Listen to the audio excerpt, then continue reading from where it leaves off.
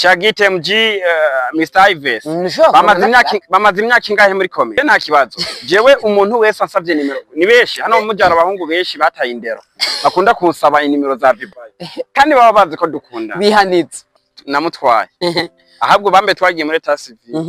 bivanye n'amafoto wagiye barabona cyane ya mukobwa yarantu waye kandi ntivanyeyo ni kazi kanje ndako agizoherayo bahagiye narashitse muga Ive yaraguze imoto Ive yaraguze imoto Ive ni izombi ni yangaye